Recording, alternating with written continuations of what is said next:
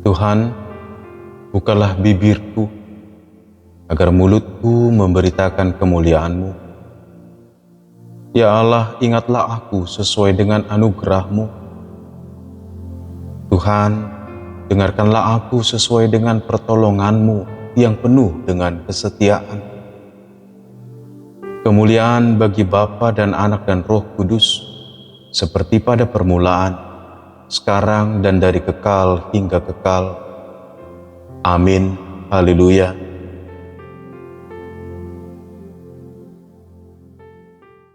Mazmur 127 ayat 2. Sia-sialah kamu bangun pagi-pagi dan baru beristirahat sesudah larut malam untuk mencari nafkah dengan jerih payah. Sebab kepada yang dicintainya Tuhan memberi pada waktu tidur. Shalom, Natal sudah dekat dan peristiwa Natal adalah peristiwa yang mengingatkan kita bahwa Allah sendiri memandang kita penting bukan karena keberadaan kita, tetapi karena Allah sendiri mau menjangkau kita supaya kita menjadi anak-anaknya. Betapa indahnya ketika Allah sendiri melawat umatnya.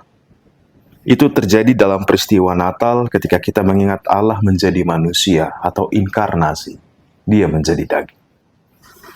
Karena apa Bapak Ibu jemaat dikasihi Tuhan? Karena setiap kita, Anda, saya, tentu kita punya dinamika tersendiri baik tentang perasaan, tentang emosi, tentang pikiran. Tentu puji nama Tuhan.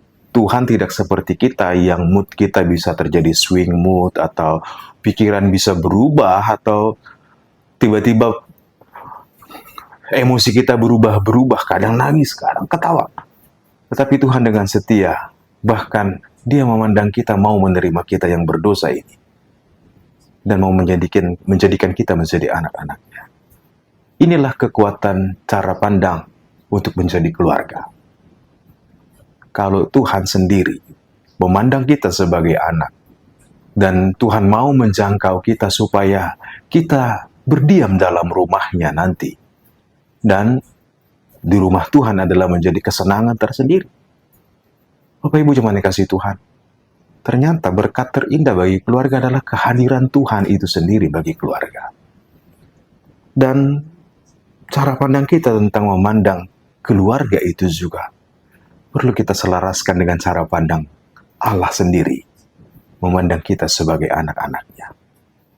Nah, kita hari ini mengajarkan tentang hal ini. Di dalam masa penantian akan kedatangan Kristus menggenapi janjinya. Tentunya banyak hal terjadi dalam hidup kita, bukan? Dalam hidup gerejanya.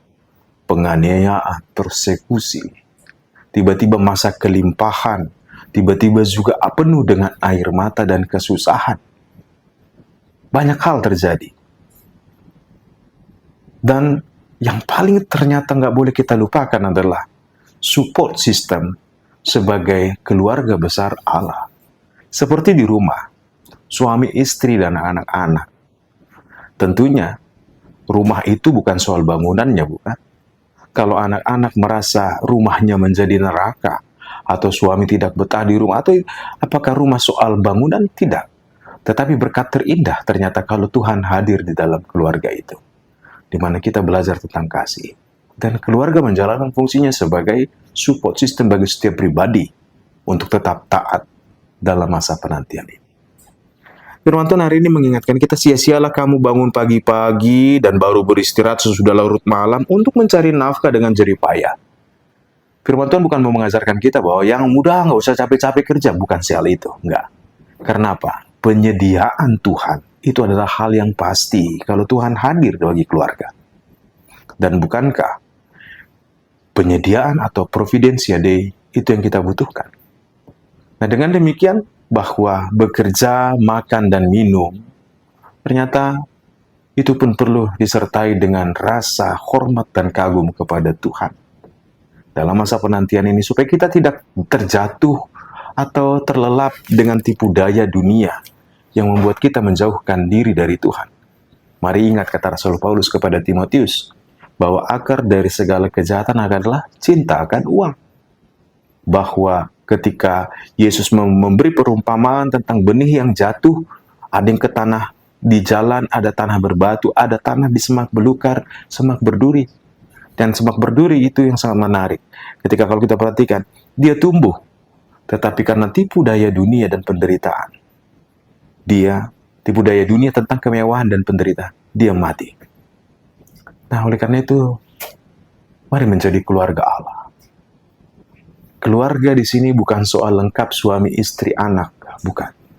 Keluarga itu artinya adalah ketika kita mengalami Tuhan sendiri sebagai pribadi dan sebagai komunitas. Dan dengan demikian kita menjangkau orang lain. Saya teringat ketika ada orang yang pasangan tidak punya keturunan secara biologis, tapi dia punya lebih dari 15 orang, kalau nggak salah 16 orang anak dari keturunan Afrika. Diadopsi semua. Saya juga masih ingat kenapa ada orang yang mau seperti itu. Ternyata karena dia pandang dirinya adalah anak-anak Tuhan. Keluarga berarti kita mau menyebarkan kasih, mau mendukung, mau menolong orang lain. Dan ini yang kita butuhkan sebagai jemaat Kristus di dunia ini. Untuk saling support, saling menopang, menerima, mengasihi, mengampuni. Sampai Kristus datang. Supaya lewat itu, keluarga adalah kekuatan setiap pribadi dalam taat kepada Tuhan dan menantikan Kristus. Terpujilah Tuhan yang telah membuat kita, menjadikan kita bersaudara lewat persekutuan di gereja. Dan itu nggak boleh dilupakan. Persekutuan di gereja adalah keluarga Allah. Dan di sanalah kita boleh saling mendukung, menopang. Bagaimana dengan mereka yang kehilangan rumah karena bencana? Bagaimana mereka yang kehilangan orang-orang terdekat dan mengalami kedukaan? Bukankah keluarga-keluarga Allah yang telah mengalami kasih Allah yang bisa menjangkau, menolong? Oleh karena itu Bapak Ibu jangan dikasih Tuhan, ingatlah, penyediaan Tuhan, penyertaan Tuhan, kehadiran Tuhan, itu yang membuat keluarga menjadi indah dan menjadikan kita menjadi keluarga besar di dalam Kristus. Tetap teguh dalam Tuhan. Shalom.